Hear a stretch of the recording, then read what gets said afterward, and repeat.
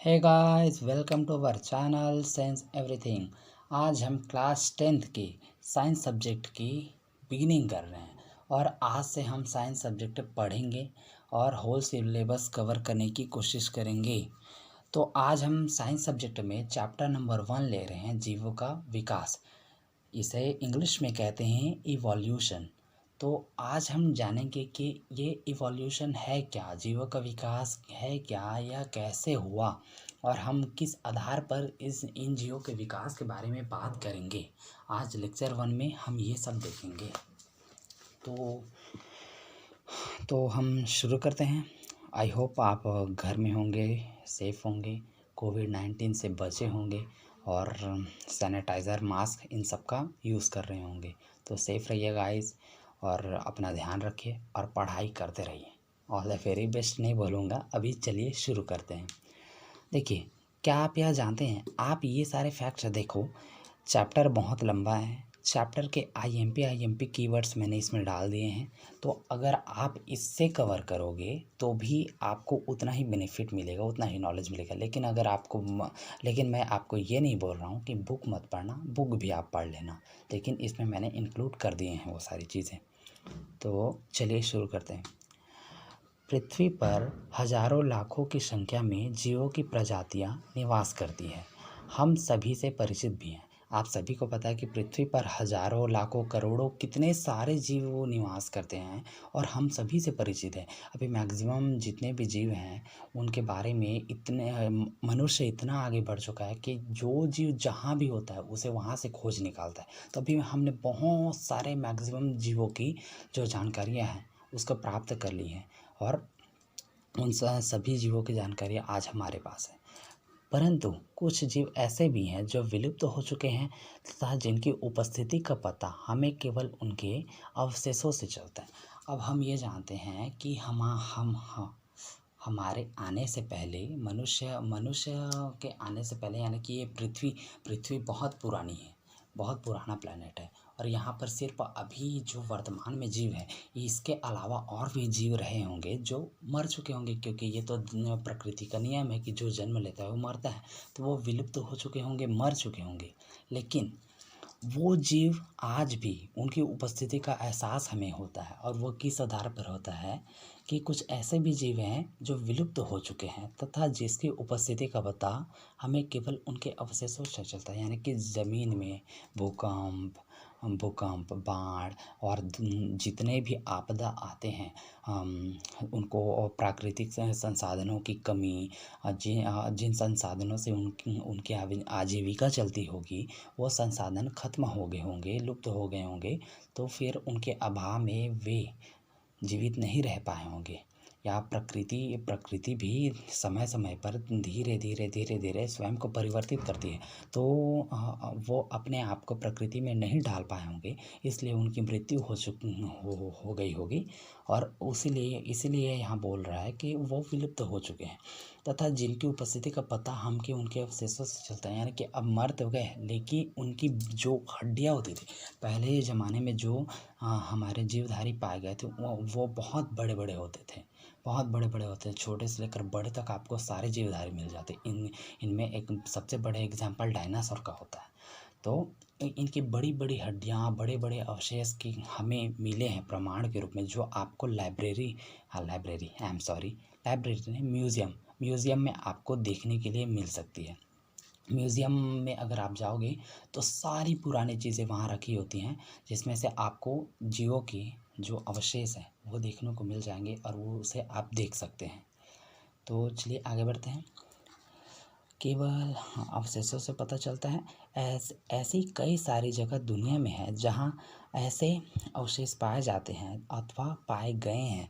दुनिया में ऐसे बहुत सी जगह है जहाँ पर ऐसे अवशेष पाए जाते हैं और ऐसे अवशेष पाए गए हैं, मतलब आज भी वो पाए जाते हैं कई जगहों में।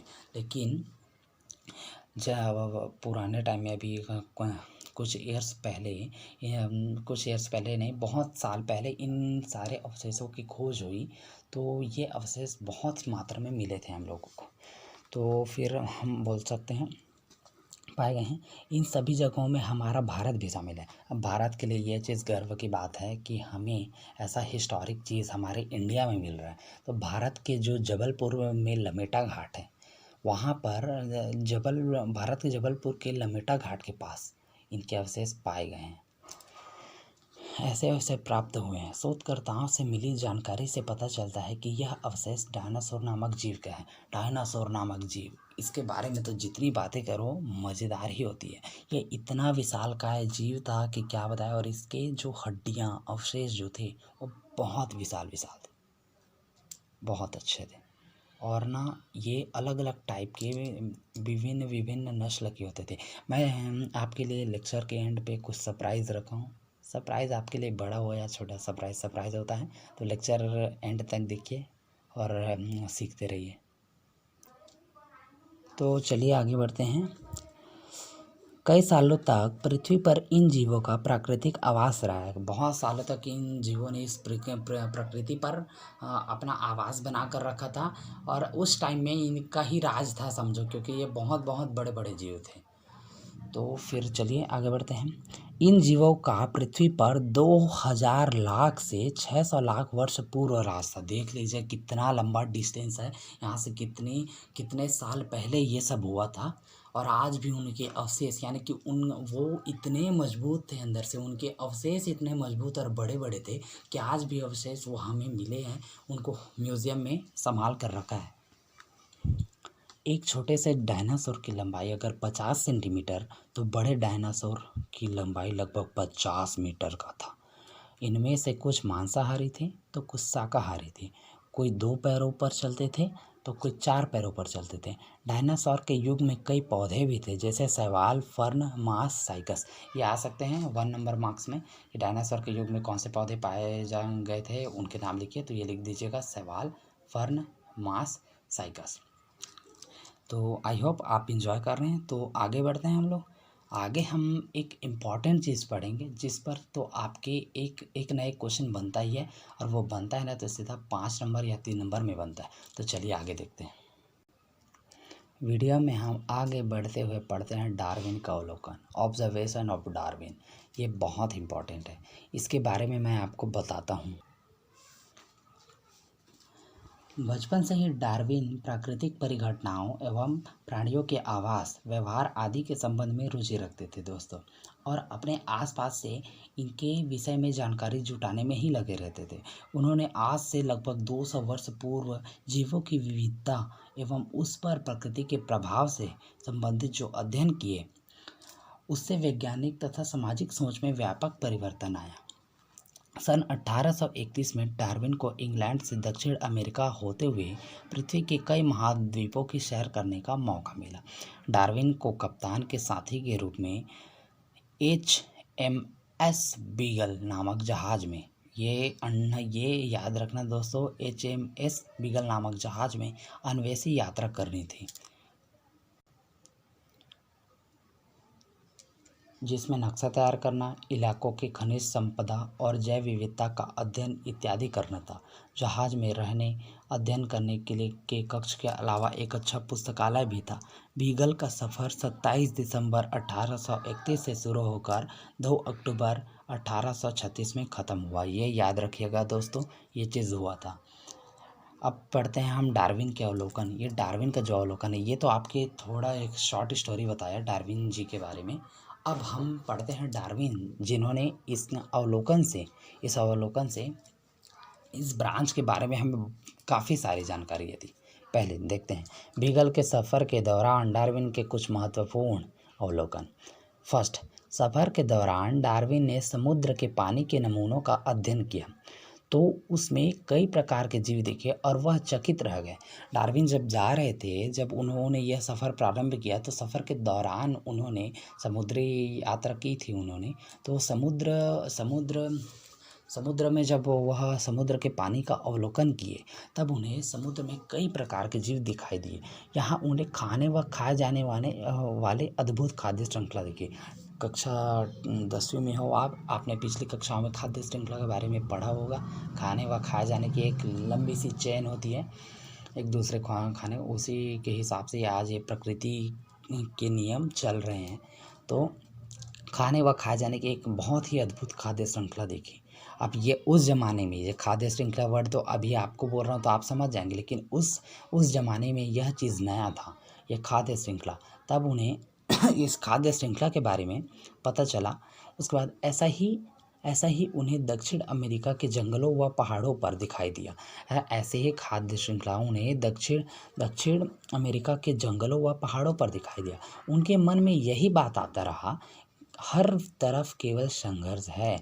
उनके ये उनका कोट है, समझो कोट्स हैं कि हर तरफ केवल संघर्ष है। यहाँ पर हर तरफ संघर्ष था उस समय। या तो आप मरो या तो मारो, या तो आप मर जा खुद या मार दो। जो बच सकता है वही बच रहा है, यानी कि जो बच सकता है खुद से, जिसमें बचने की क्षमता है, जो खुद की रक्षा कर सकता है, वही बच रहा था, बाकी सब मर गए। सेकेंड अवलोकन उन्होंने किया, उष्णकटिबंधीय जंगलों में कई विविध प्रकार के प्राणी और उनके आवास का अवलोकन डार्विन ने पहली बार किया।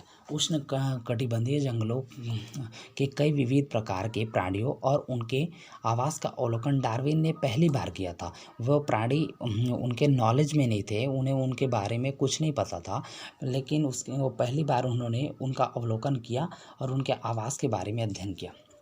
तीसरा, दक्षिण अमेरिकी पहाड़ों के ऊपर उन्हें एक ऐसी चट्टानें मिली जिनमें समुद्री जीव के जीवाश्म मिले।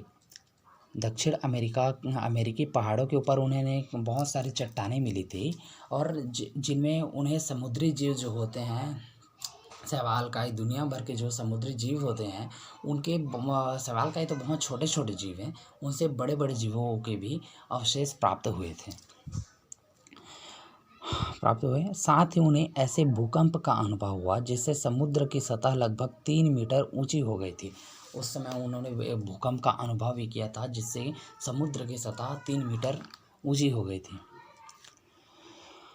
और यह अवलोकन यह दर्शा रहा है कि समय के साथ साथ महाद्वीप और महासागर, एक मिनट देखिए, यह अवलोकन यह दर्शा रहा है कि समय के साथ साथ महाद्वीप और में व्यापक रूप से बदलाव आ सकता है। व्यापक रूप से बदलाव आया महाद्वीप और महासागर में। अब हम उसके बाद चौथा अवलोकन पढ़ते हैं।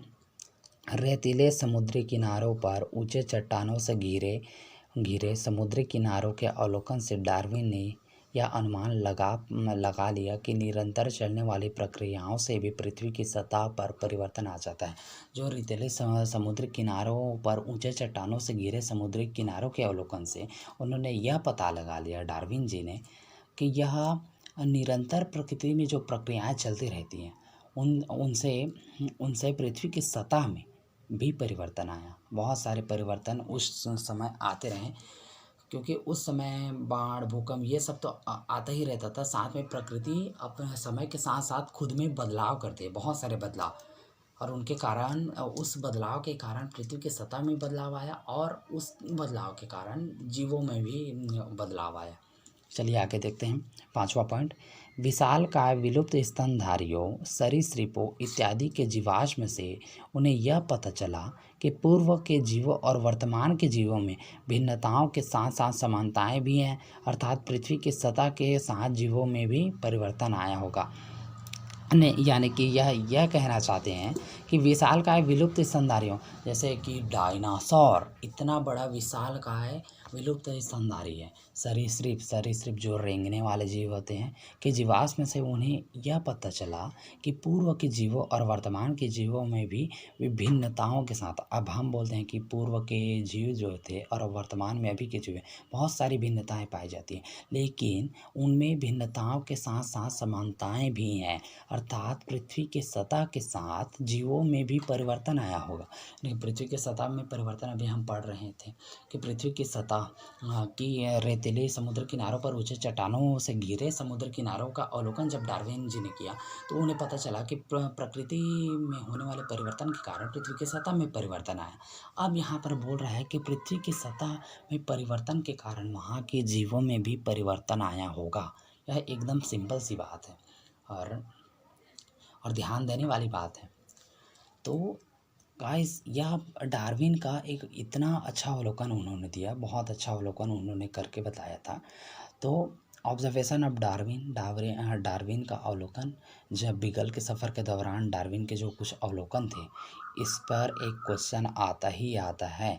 फर्स्ट चैप्टर है इसमें से 10th का, तो इसमें से एक क्वेश्चन आता ही है कि डार्विन के बीगल के सफ़र के दौरान डार्विन के कुछ महत्वपूर्ण अवलोकन के बिंदुओं को लिखिए, ये क्वेश्चन आ जाता है। तो आई होप आप इसे अच्छे से सीखेंगे, अच्छे से याद करेंगे और इसे हमेशा दिमाग में रखेंगे, क्योंकि यह आपके आने वाले जो चैप्टर्स हैं, इसी चैप्टर के 10th के फर्स्ट चैप्टर के आने वाले जो भी टॉपिक्स हैं उसमें आपकी हेल्प करेंगे समझने में। तो तब तक अच्छे से पढ़ाई करते रहिए, सेफ रहिए। Till then bye bye, take care, पढ़ाई करते रहिए। All the very best.